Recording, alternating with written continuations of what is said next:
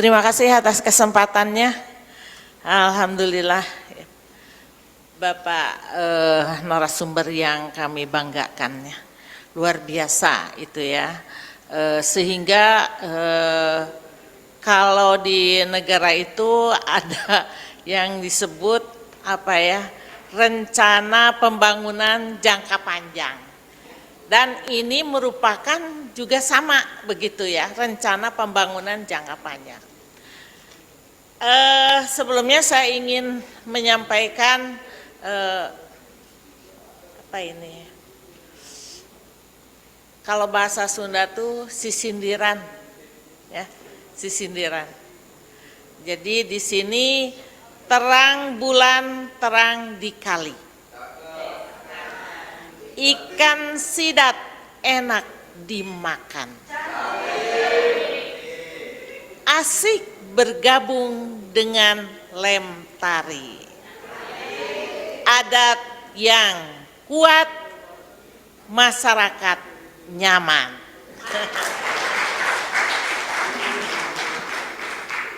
Selanjutnya, ini saya sangat kagum sekali ya. Mungkin di dalam struktur atau desain tadi dalam pendekatan prediksi badan usaha adat.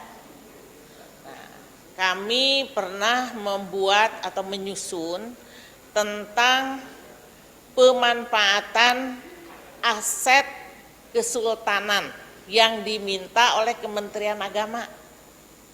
Ya. Jadi Kementerian Agama menganggap bahwa kesultanan itulah focal point Islam masuk ke Indonesia. Sehingga mereka membutuhkan masukan-masukan. Dan kami membuat pemanfaatan aset kesultanan. Nah ini juga mungkin nanti bisa berkembang dengan adatnya.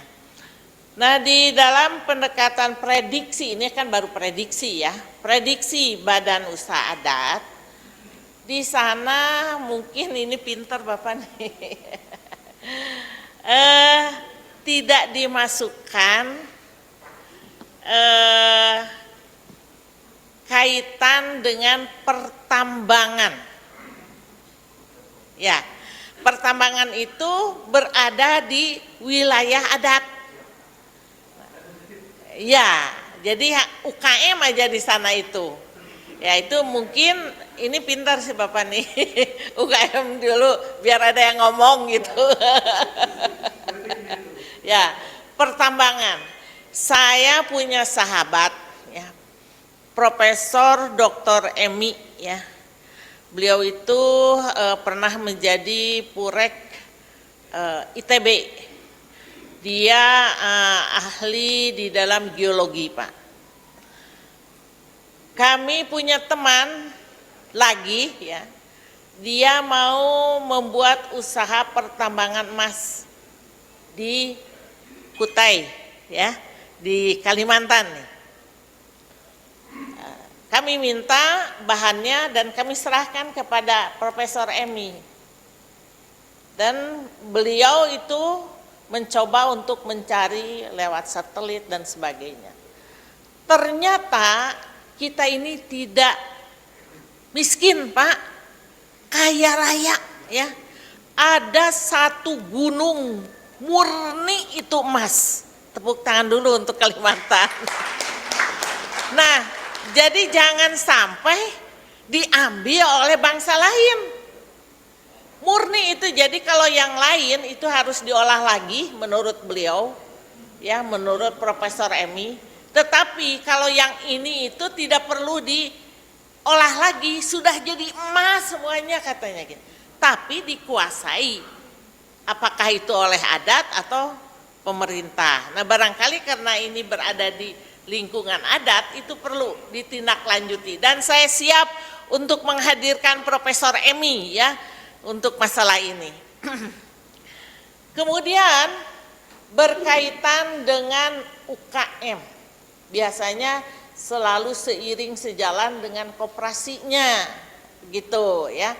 Jadi koperasi dan UKM sesuai dengan kementerian juga, Kementerian Koperasi dan UKM begitu. Kemudian di dalam pelaksanaan khususnya kelembagaan adat di situ kami mengenal LMDH ya, Lembaga Masyarakat Desa Hutan. Nah, kalau sudah masyarakat desa hutan itu udah disebut adat begitu, karena dia berusaha untuk melestarikan lingkungan. Bahkan ada satu lokasi yang memang itu tidak boleh dirusak begitu ya, dan diabadikan, sehingga masuk ke hutan itu disebut hutan larangan ya. Kita tidak boleh pakai alas kaki, Pak, ya, tidak boleh pakai alas kaki dan tidak boleh bersiul ya. Nah itu kan adat itu ya. Dia luasnya ya sekitar 5 hektaran lah gitu ya. Dan itu berada di Kabupaten Bandung. Selanjutnya kembali kepada usaha tadi, ekonomi, masyarakat desa hutan itu mengelola pertanian kopi, ya. Nah, pertanian kopi ini sungguh kesian sekali ya. Kalau kata Pak Slamet itu petani tinggal daki katanya begitu ya. Dan pengusaha adalah tinggal menikmati begitu. Nah, anu ngampar-ngampar, anu lapar-lapar gitu. Baik Bu Ike, fokuskan ya. Satu lagi. Ya, bentar. Nah ini mengenai masalah kopi, karena ini juga kan untuk ekonomi ya. Sebelum dia panen itu sudah didatangi oleh para tengkulak dan para bandar. Lembaga adat tidak punya uang untuk mengelola selanjutnya. Nanti next yang akan datang. Ya, ini ekonomi usaha adat akan berjalan, itu tidak boleh lagi dijual kepada yang lain, tetapi oleh koperasi adat, ya, oleh koperasi adat, dan juga baik itu ekspor ke luar negeri itu diolah oleh kelompok adat.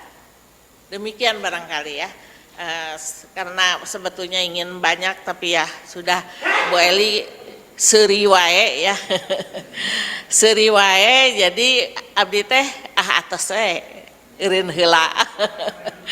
Berhenti dulu begitu ya. Baik, terima kasih. Kami juga aturkan banyak terima kasih kepada narasumber ya, ini sahabat kami yang baru ya. Demikian, wassalamualaikum warahmatullahi wabarakatuh. Waalaikumsalam. Kami silakan Ibu yang berkerudung hijau. Pinjam di baik.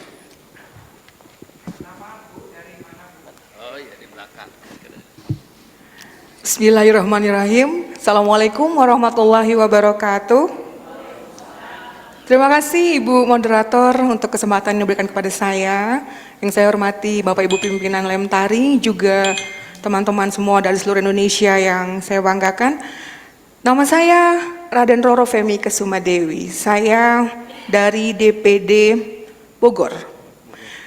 Sebelumnya sebagai tuan rumah yang baik, saya lupa dari kemarin belum mengucapkan selamat datang kepada Bapak Ibu semua di Kabupaten Bogor yang sejuk ini, luar biasa Ibu, Bapak Ibu. Untuk Bapak Datuk Corona, halo Pak Tamaliu. Tamaliu laranggu mempalaisina. Bapak Ibu terima kasih.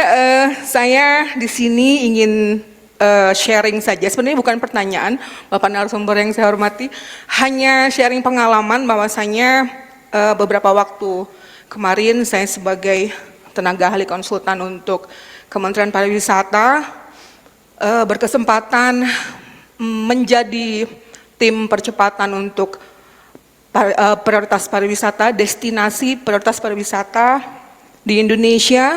Ada 10 waktu itu tahun 2017. dari Danau Toba sampai Morotai, saya merasa dan melihat, memahami dan memaknai perjalanan saya. Mungkin ini sharing saya ini nanti akan ada benang merahnya dengan apa yang harus dilakukan oleh Lemtari di lapangan begitu. Contoh, saya datang ke Wakatobi, mungkin di sini ada teman dari Kendari, Wakatobi, ya. Di sana satu-satunya atau atol ya, atol laut yang paling indah di dunia itu ada di Wakatobi. Itu ada di Pulau Tomia, perairan Tomia itu. Di sana itu ada satu pulau ya di Pulau Tomia itu dikuasai oleh asing, kontrak 30 tahun dengan pemerintah provinsi begitu. Kemudian Labuan Bajo, kita lihat Labuan Bajo, mungkin teman saya ada dari NTT, kita lihat juga destinasi prioritas yang memang terkenal dengan wisata mahal gitu ya, yang memang hanya untuk kalangan mungkin asing, kemudian ke kalangan menengah ke atas yang bisa ke sana gitu ya. Nah itu saya melihat kesiapan dari warga setempat itu masih kurang. Sebagai tim percepatan prioritas pariwisata, saya juga melihat warga sekitar itu masih jauh berada di bawah garis kemiskinan gitu. Tapi contoh juga Mandalika, mohon maaf Bapak yang dari NTB, Bapak lalu luar biasa, saya juga tim percepatan Mandalika bersama Pak Taufan Rahmadi, mungkin Bapak kenal dengan penggiat pariwisata di sana. Mandalika kita lihat sirkuitnya begitu megah, tapi di balik tembok sirkuit tersebut itu ada warga yang masih familiar atau tinggal bersama sapinya di kandangnya begitu ya. Jadi saya ketika saya datang ke beberapa daerah tersebut, saya melihat memang ada ketimpangan begitu, ketimpangan. Nah di sini tadi saya tertarik dengan apa yang disampaikan Bapak narasumber terkait badan usaha adat. Nah di sini Lemtari lah yang mungkin salah satu lembaga tinggi masyarakat adat yang bisa menjembatani gitu, membina masyarakat yang ada di daerah-daerah prioritas pariwisata. Malah sekarang Mandalika atau NTB itu sudah jadi super prioritas pariwisata, bukan hanya prioritas tapi super. Nah ini kesiapan masyarakatnya itu harus kita bantu begitu, dari segi ekonominya, kemudian hospitality-nya. Kita harus menyadarkan mereka bahwasanya daerah mereka ini intan, berlian gitu. Seluruh mata memandang ke daerah kita gitu, tapi kitanya belum siap gitu. Bahkan untuk UMKM-nya saja itu masih harus harusnya kan kalau misalnya di sirkuit Mandalika, kemudian kita bisa mengambil kue-kue gitu ya dari sekitar situ, tapi tidak, masih mengambil untuk kerajinan souvenirnya saja masih ke Jogja kemarin. Ya kulit, saya punya gantungan kunci kulit itu ambil souvenir untuk Mandalika masih ke Jogja, artinya belum bisa memberdayakan masyarakat sekitar begitu. Kemudian juga Labuan Bajo, ketika saya ke sana, mohon maaf mungkin untuk warga lokal sendiri mereka hanya senang dengan banyaknya turis datang itu, mereka juga hanya cukup merasa senang dengan saya punya pekerjaan sebagai driver. Seperti itu, saya punya pekerjaan sebagai waiters di restoran, pelayannya seperti itu. Memang betul membuka lapangan pekerjaan, tapi bukan sebagai leadernya gitu. Nah di sini sebagai lembaga tinggi masyarakat adat tetap harus bisa menjunjung tinggi local wisdomnya, namun juga harus mempersiapkan itu tadi kesiapan masyarakatnya terkait bahwasanya daerahnya merupakan daerah destinasi prioritas. Termasuk juga di daerah-daerah lain seperti Tanjung Kelayang, Morotai ya, Maluku Utara, kemudian Danau Toba. Lalu saya juga sempat menggagas ikut bersama-sama menggagas halal tourism ya di Lombok juga 2017 itu juga terkenal dengan negeri 1000 masjid ya Bapak. Ini luar biasa sekali gitu. Nah, bagaimana kesiapan masyarakat untuk bersenyawa dengan statement tersebut, begitu Ibu Bapak.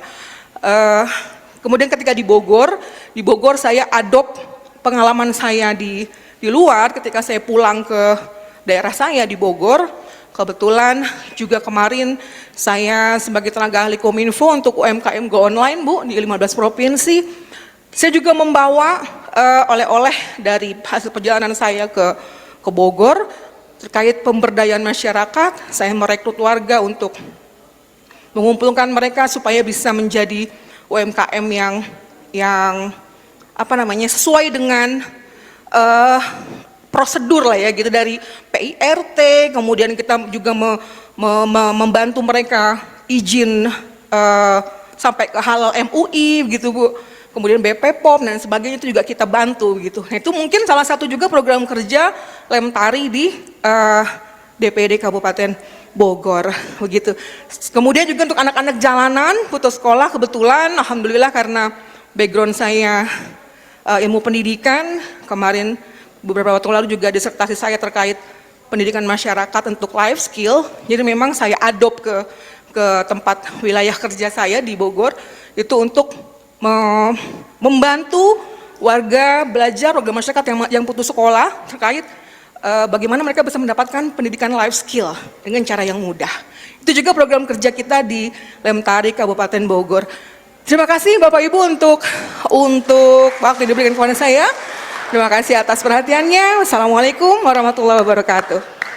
Waalaikumsalam warahmatullahi wabarakatuh. Kami beri kesempatan tadi Ibu yang di depan atau Bapak, silakan. Oh, Ibu. Selamat sore, Assalamualaikum. Untuk para saudaraku semuanya, salam sehat, salam budaya, salam Nusantara. Rahayu, rahayu, rahayu. Perkenalkan, nama saya RR Rubianti SS. Saya hidup sebatang kara. Saya hidup di jalanan.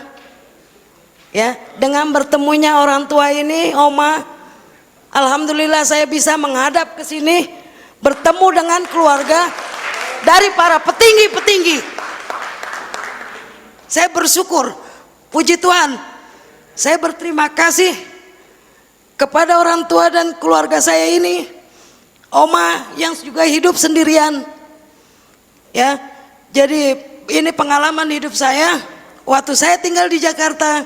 Ini tadi saya pembahasan, saya mendengar dan melihat ada tulisan lembaga di atas naungan perkumpulan atau ormas ya Pak, betul.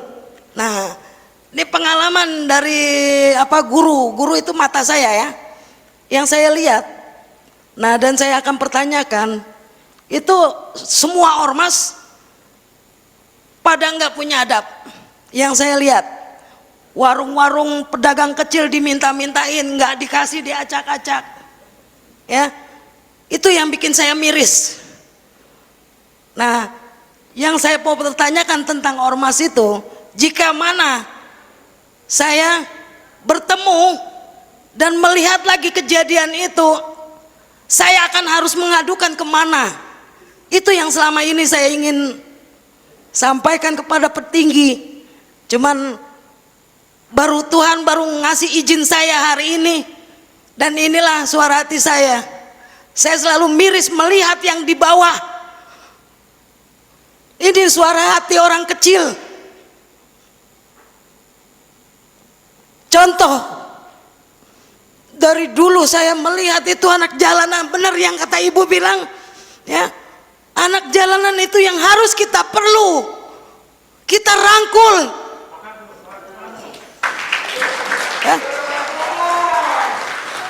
Dan ternyata di Bogor ini pun saya melihat orang tua yang tadinya dibangga-banggakan menjadi guru, ya, setelah beliau meninggal istrinya hidupnya terlantar, rumahnya saat ini rubuh, tidak ada yang peduli. Itulah suara hati saya. Karena saya ingin membantu, cuma saya tidak ada daya, Bapak, Ibu, semua keluarga. Saya hanya bisa menangis batin. Ya Tuhan, berikan pertolongan untuk semua orang-orang yang tertindas dengan ekonomi. Saya ingin bersatu di sini. Itu yang harus kita pikirkan semua bersama. Dan itu pun bukan, mohon maaf, bukan karena saya mengada-ngada atau dengar cerita. Ini pengalaman pribadi saya. Dari kecil saya tinggal di pinggir kali di Jakarta, Jakarta Pusat. Di Setiabudi saya tinggal dengan para pemulung yang mau beli sesuap nasi harus menyerok dari kali. Saya selalu berdoa, Tuhan, jika saya diizinkan atau saya menjadi orang kaya, akan saya rangkul semua. Tapi Tuhan tidak berkehendak dengan saya. Setidaknya saya ingin mengadukan semua para keluhan saudara saya yang ada di bawah kepada para petinggi. Tercatat hari ini, kemarin saya datang ke rumah Oma, ternyata Oma dapat telepon dari Ibu Mona, disuruh datang. Oma saya menolak, saya ada tamu dari Jakarta, apa boleh ngikut? Silakan dibawa. Alhamdulillah, puji Tuhan, saya diberikan untuk datang ke sini. Saya sangat bahagia bisa langsung berada di petinggi, langsung di lembaga yang ada hak untuk melihat ke bawah, ya. Dan lagi dari partai, Pak, mohon maaf ya, dari partai masalah pemilu. Satu lagi, sering saya ngelihat, ini yang utama ya buat para petinggi Mahkamah Konstitusi ya, yang saya lihat setiap partai itu kan ada dana buat operasionalnya kan ya, sedangkan begitu ini tidak ada suara. Tapi begitu ada serangan pajar memberikan hasil yang lebih besar, dia beralih suaranya. Itu yang saya lihat. Nah, untuk para petinggi mahkamah, tolong perhatikan itu. Jika mau pemilu itu dijaga ketat sampai menjelang saatnya pemilu. Jangan sampai ada serangan pajar. Kalau kita mau mencari suara yang terbesar dan hasil yang murni, di situ kalau kita mau melihat perselisihan hasilnya. Jadi yang main politik, yang main kotor yang mana, yang bersih yang mana, itu bisa kita lihat. Cukup sekian, mohon maaf jika ada yang salah. Assalamualaikum warahmatullahi wabarakatuh. Waalaikumsalam warahmatullahi wabarakatuh. Salam budaya, salam Nusantara. Terima kasih. Saya akan memberikan kesempatan satu lagi kepada Bapak Corona yang tadi meminta. Tapi tidak usah banyak bertanya, kami hanya ingin mendengarkan solusi daripada bangsa ini, masalah aset. Ini saya perkenalkan, beliau ini dari Palu, kami sama-sama tenggelam di Palu, jadi sangat mengenal. Ya, Tuhan memberi kami umur sehingga kita bisa sore hari ini masih berada di tengah-tengah gedung yang sangat terhormat ini. Monggo, mungkin sekelumit harapan dan wujud yang harus kita nyatakan untuk kita menyelamatkan negeri dan bangsa ini. Saya sangat tertarik dengan menelisik aset. Nah, karena tadi Bu Ike sudah menyampaikan masalah aset-aset pada kerajaan dan lain-lainnya itu, mungkin inilah saatnya melalui Lemtari kita sinergikan sesuatu hal yang sangat luar biasa ini. Monggo. Tepuk tangan untuk Bunda Eli yang meriah. Terima kasih Bunda. Saya mengikuti pemaparan tadi. Kesimpulan saya, tidak ada hal-hal yang baru yang merupakan mengembangkan pemikiran masyarakat adat. Apa yang dikemukakan tadi itu sejak dulu itu sudah ada dulu dari sistem UED dulu, unit usaha ekonomi desa. kemudian oleh Menko Ekonomi Pak Bakri waktu itu, Kukmi. Nah, kemudian dengan pemerintah Kementerian Desa sekarang dengan BUMDes. Ya, intinya sama juga dengan koperasi konsep HATA, ekonomi kerakyatan. Jadi mungkin judul tadi itu saya lebih ingin mendengar tertarik kalau judulnya pemberdayaan sistem digital dalam usaha ekonomi masyarakat adat itu bagaimana dengan modernisasi sekarang.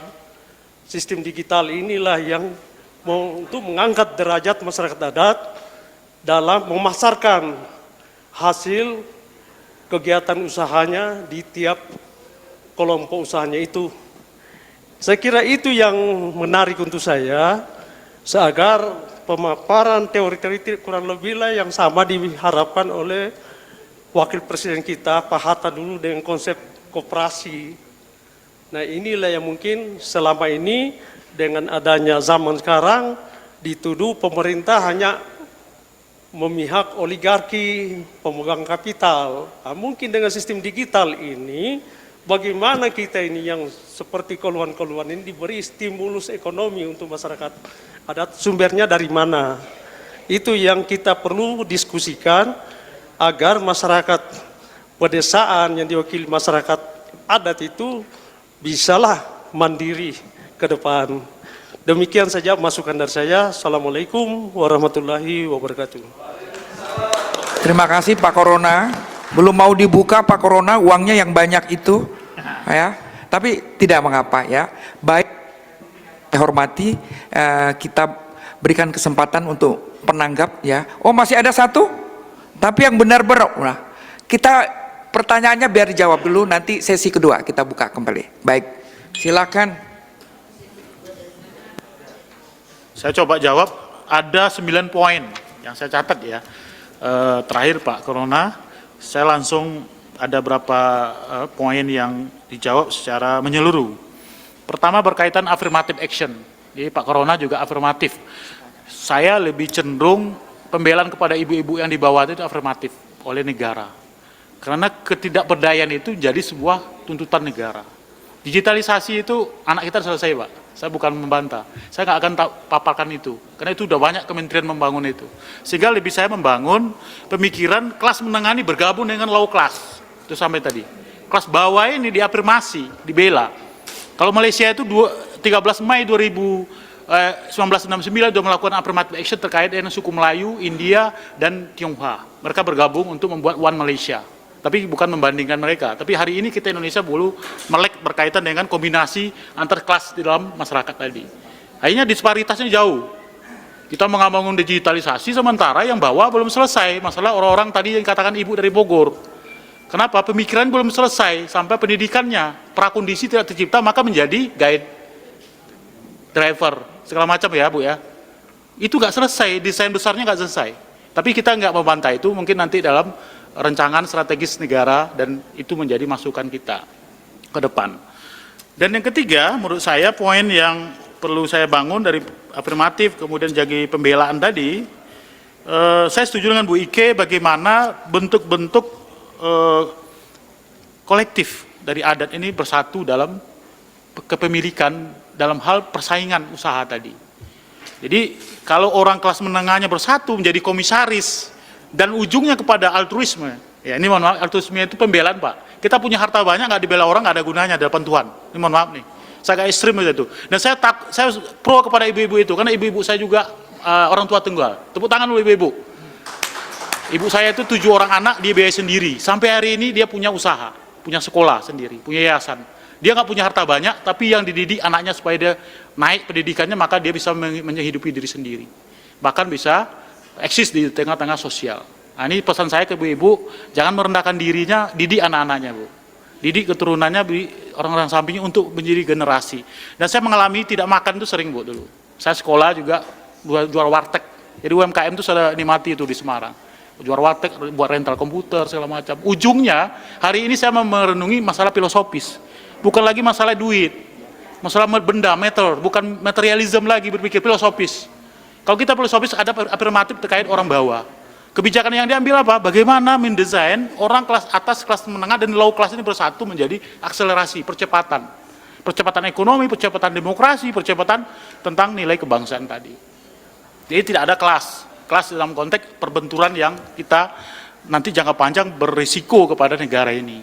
Sehingga kelas menengahnya makin membesar, kelas bawah terangkat jadi kelas menengah, kelas elit yang di global ini juga akan terhalangi untuk melakukan penetrasi terus kepada kelompok kita yang menjadi propaganda besar ya di sistem global hari ini secara ekonomi global. Kekuatan kita belum kuat. Seperti mohon maaf pariwisata Bu, kita buat apa namanya kelompok Pokmas ya Bu ya apa? Pok Darwis itu udah banyak. Tapi Pok Darwis yang pemikirannya belum jalan setelah dibuat penataran hilang lagi Bu. Seperti yang Datuk Corona sampaikan ini udah banyak program benar, tapi tidak diimplementasikan. Coba buat koperasi. Orang adat tuh masuk dalam koperasi yang berduit itu buat koperasi, jangan diambil hasil di situ. Nanti keuntungannya ya dikonversi kepada kelompok-kelompok yang afirmasi tadi. Afirmasi itu orang-orang yang dididik, dibeasiswakan tidak berdaya. Dikasih itu perbuatan baik itu. Kalau kita selesai itu ya selesai gitu loh. Ini yang kita bangun. Kalau boleh memang digitalisasi tadi nanti sejalan dengan anak-anak muda yang masuk kepada kelompok adat. Karena anak saya itu lebih pintar Pak dari saya, ya, udah masalah digital. Tadi operator itu masih SMP udah main ini gadget, bukunya e-book, bukan lagi buku yang kayak gini. Saya masih ikut kayak gini nih. Kalau anak SMP, kalau di sekolah-sekolah yang internasional standar gitu ya, mereka udah pakai digital dan mereka pakai handphone, pakai gadget aja tuh anak-anak muda SMP. Apalagi kuliah kan, itu udah selesai. Jadi kita nggak lagi bicara itu terlalu bahasa spanduk. Sekarang bagaimana mendidik mereka pro kepada pembelaan ekonomi bangsanya, adatnya. Ya, nanti akan jadi daya saing bagus jangka panjang.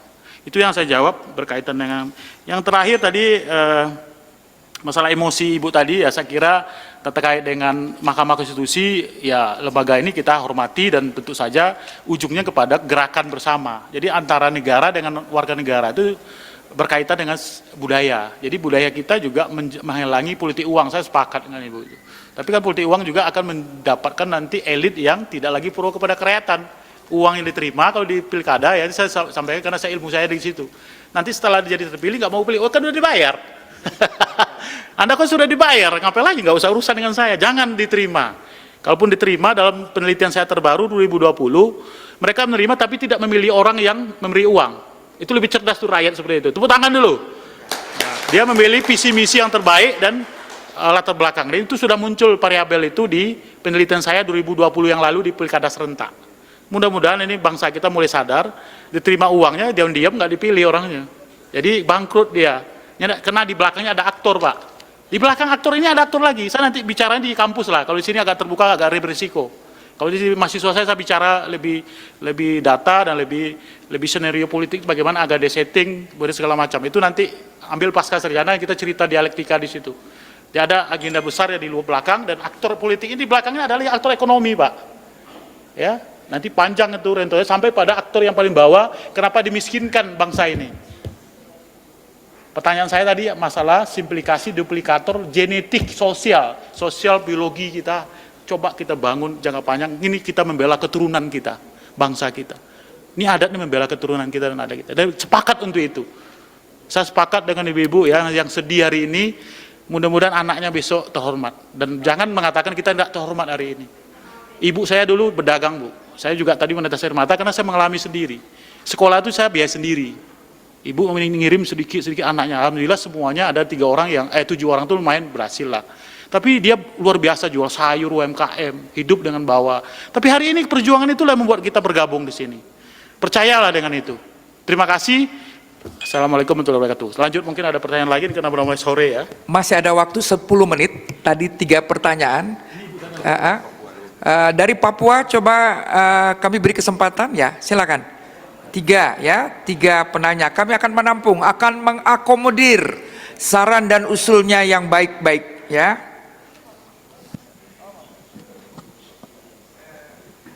5:50 berarti 10 menit ya. Dibatasin langsung fokus. Silakan. Baik, terima kasih. Selamat sore. Pertama-tama saya mengucapkan yang masih melaksanakan puasa, selamat melaksanakan puasa, tapi tidak menghalangi. Pada sore hari ini saya mau sampaikan kepada Bapak tentang terutama masyarakat adat di Papua. Kami terus terang sampai dengan saat ini masih ketakutan. Itu masyarakat, terutama yang di daerah pedalaman. Kalau untuk di daerah pantai tidak ada masalah. Sorry, nama saya Emiliano Stikuk, SCMM. Saya dari komunitas masyarakat Papua sebagai ketua di Jakarta. Jadi ini saya meminta, mohon izin atau menyampaikan kepada Bapak untuk diteruskan kepada petinggi.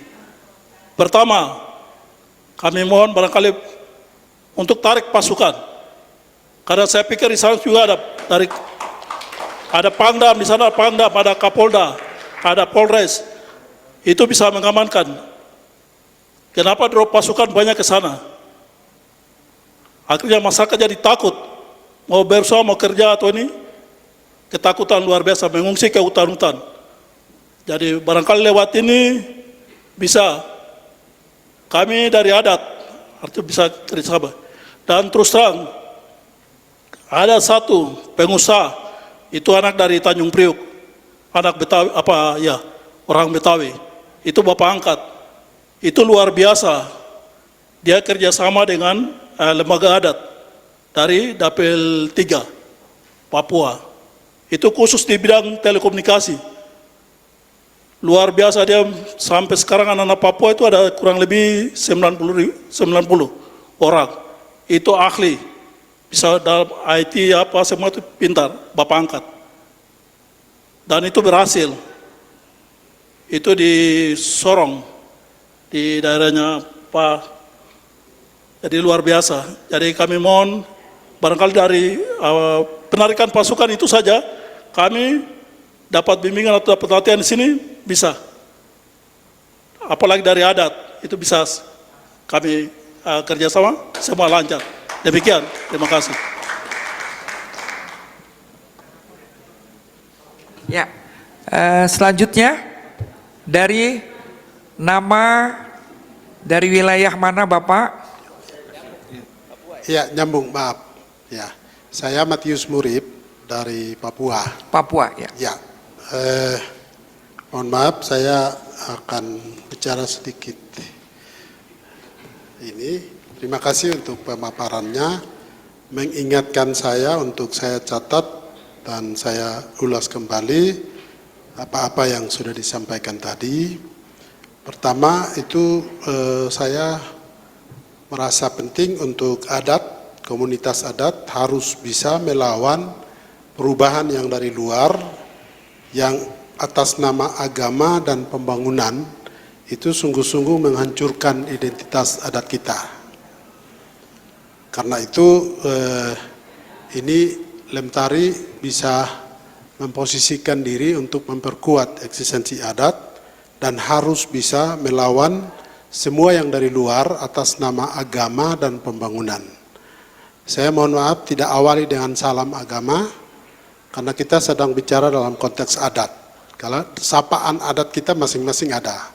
Dan karena itu mari kita perkuat mulai dari salam awal kita itu saya kira bukan wassalamualaikum, bukan istilah-istilah baru dari luar, tapi kita kembangkan istilah adat kita masing-masing. Kalau saya sambutan di forum seperti ini, wah, wah, wah, wah, dan seterusnya. Ya, itu yang pertama. Yang kedua, saya kira, ya itu sama tadi, dan kebetulan saya sempat menulis satu tulisan ilmiah dengan judul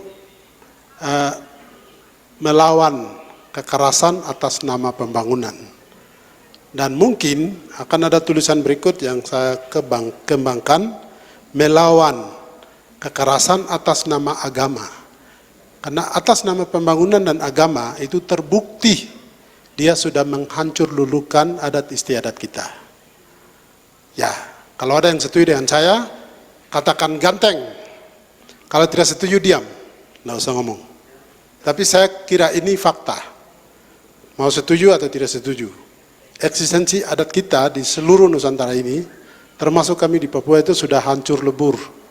Jadi hari ini tidak ada identitas asli adat yang eksis bisa berdiri. Itu sudah dianggap kafir, jelek, dan seluruh stigma negatif itu dialamatkan ke adat. Dan karena itu saya kira Lemtari bisa menjadi organisasi yang bisa melawan sekaligus memproteksi eksisnya adat istiadat kita di seluruh Nusantara Indonesia.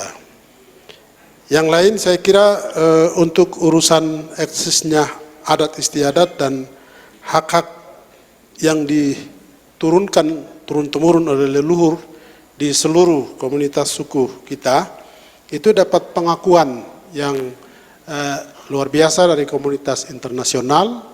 Seringkali mereka menyebutnya indigenous people atau masyarakat pribumi, dan saya kira legitimasi internasional dan nasional itu cukup baik. Hanya saja kita sendiri yang dari adat itu terkesan macam tamu di negeri kita sendiri, sementara kita adalah tuan tanahnya, tokoh adatnya. Seharusnya semua yang datang dari luar itu menghormati kita dan kita menyambut mereka, masukkan mereka dalam tradisi kita, bukan kita ikut dalam tradisi mereka. Akhirnya kita bisa menjadi kabur eksistensi kita. Ya, saya kira ada beberapa catatan yang penting. Saya merasakan suasana yang rukun damai itu sesungguhnya ada di adat. Kalau ada yang klaim ada di agama, ada di negara, silakan. Tapi bagi saya pribadi yakin benar bahwa suasana yang adil dan damai itu ada di adat istiadat kita. Dan itu bisa dibuktikan. Kalau ada yang berkaki dua, kaki sebelah di agama yang datang dari luar sana atau negara dan adatnya menjadi samping, silakan. Tapi saya kira organisasi Lemtari bisa proteksi dan perkuat sehingga kita betul-betul menunjukkan kepada dunia ini, ke publik sana, bahwa kita masyarakat adat yang berwibawa dan seharusnya dihormati. Kalau ada tamu-tamu dari luar datang ke kampung kita, ke suku kita, seharusnya yang sambut mereka bukan pemerintah, bukan agama, harusnya adat. Tapi kadang-kadang adat menjadi penonton dan menyaksikan semua kebohongan yang datang dari luar. Saya minta maaf, tapi catatan terakhir saya dalam kesempatan yang baik ini, sekali lagi mari kita biasakan istilah-istilah yang berasal dari adat istiadat kita. Jangan anggap itu kampungan, kita mendukung stigma dari luar, lalu kita ikut ramai dengan istilah baru yang datang dari luar, dengan dua nama tadi, agama dan pembangunan, yang ujungnya sedang menghancurkan kita. Nah, dalam kesempatan yang baik saya sudah dengar bahwa kita akan mendorong menteri adat. Kalau di Republik ini ada menteri agama, pertanyaan saya kenapa tidak ada menteri adat? Apa yang salah di adat sehingga tidak ada menterinya gitu loh. Padahal sebelum agama datang dan negara ini ada, kita sudah ada lebih dulu gitu. Kok tidak ada menteri adatnya? Agamanya yang ada gitu loh. Agama itu bukan dari kita, itu dari luar sana. Kenapa ada menteri agamanya, tidak ada menteri adatnya? Saya kira Lemtari punya tugas penting untuk mengawal ini sampai jadi menteri adatnya. Yang setuju dengan saya tepuk tangan. Menteri adat harus jadi di negara ini, harus. Ya. Saya katakan harus, kita kawal sama-sama. Saya akan kawal dari Papua untuk diwujudkan Menteri Adat Indonesia. Pemilu 2024 tidak boleh wacana, harus konkret. Itu tidak ada mengganggu eksistensi NKRI, itu tidak ada separatis. Itu memperkuat kokohnya negara kita. Harus ada Menteri Adat. Saya mohon maaf agak keras, tapi ini penting. Dan bukan hanya menteri, kalau bisa kita calonkan Presiden Republik Indonesia dari adat. Kenapa tidak? Ragu-ragu ya? Harus bisa. Menteri dari adat, dan presiden dari adat. Itu baru merdeka. Kalau tidak, kita masih diintimidasi, diteror, didikte oleh agama-agama dan negara dan seluruh partai politik di negara ini. Kalau kita tidak bisa golkan presiden dan menteri, maaf, kita sedang menipu diri kita dan melegitimasi agama dan kepentingan-kepentingan partai, dan kita tetap menjadi penonton di negeri kita sendiri. Baik, akhirnya saya merasa untuk sampaikan pada kesempatan ini bahwa adat istiadat mengawal ini organisasi yang sudah dilegitimasi luar biasa oleh hukum negara ini. Lemtari itu harusnya eksis, memperkuat eksistensi dari adat istiadat itu sendiri. Saya khawatir Lemtari itu masuk angin dari partai politik atau kepentingan agama tertentu. Saya khawatir, mohon maaf. Ya. Harap Lemtari eksis, tidak dimasuki angin oleh kepentingan lain. Dia tetap eksis, perkuat eksistensi adat istiadat kita. Baik, Bapak. Demikian, terima kasih. Terima kasih. Masih ada waktu 3 menit, bisa 2 menit? Ya, silakan. Nah, tolong mic-nya satu lagi, ya. Sorry.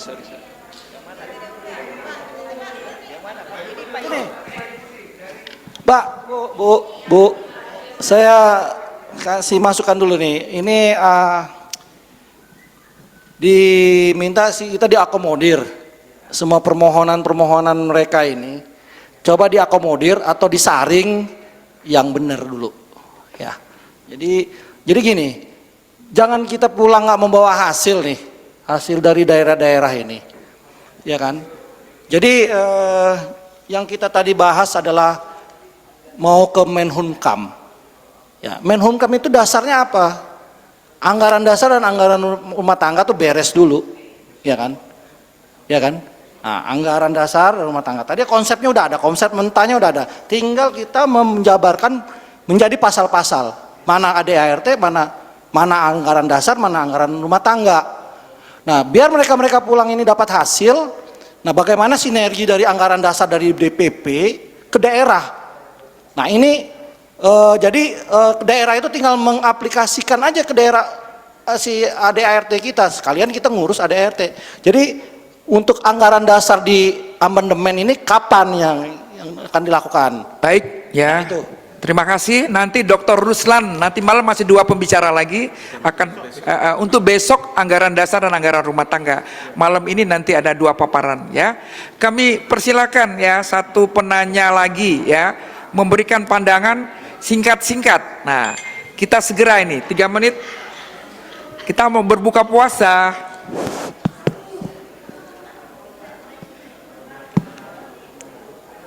Baik, yang saya hormati seluruh pengurus DPP Lemkari Pusat, seluruh pimpinan DPW semua provinsi yang hadir pada kesempatan ini, juga mungkin seluruh pimpinan DPD atau daerah-daerah yang dekat yang menghadiri kegiatan pada sore hari ini.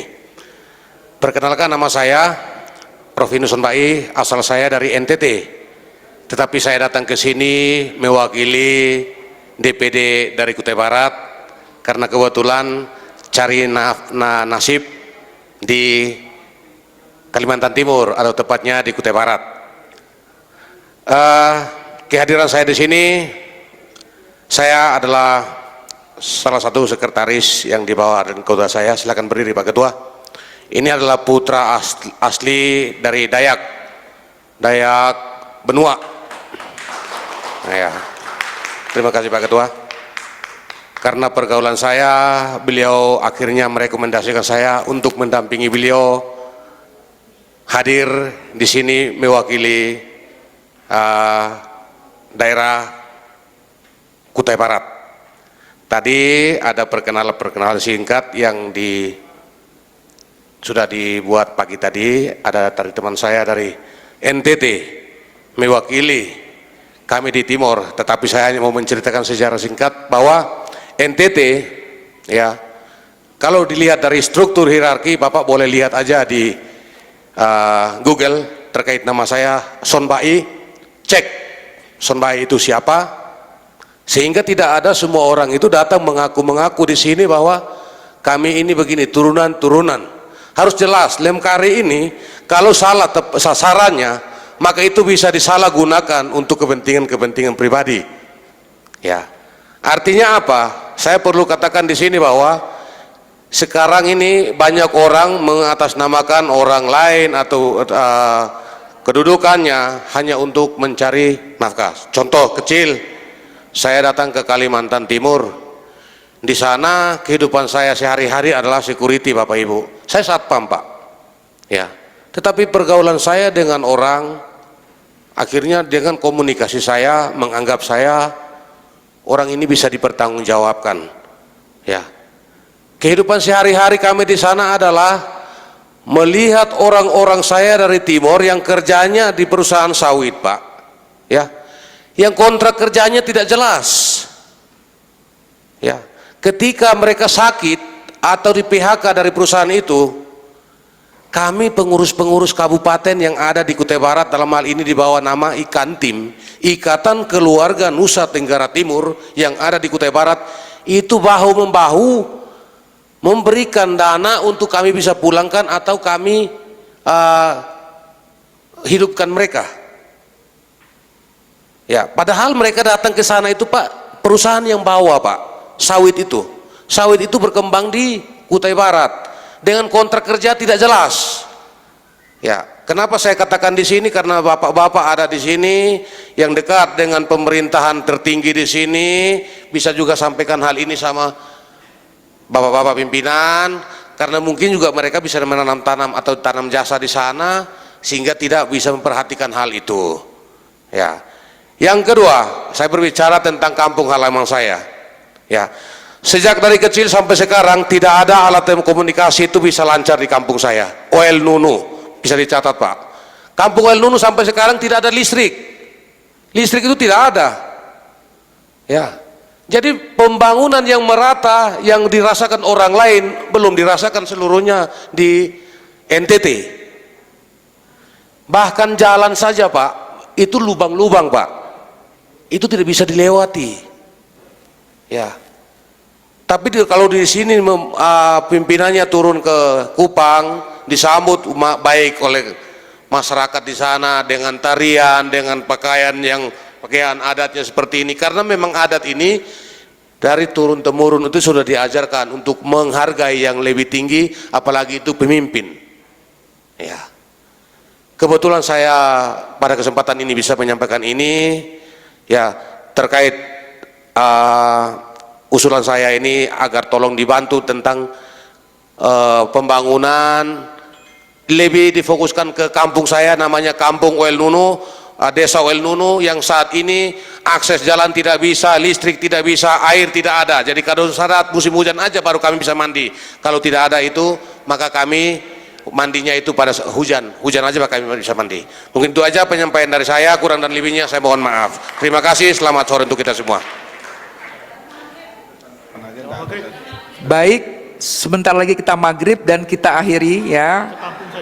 Kita tampung, semua sudah terekam dengan baik. Nanti kita akan mengakomodir ya.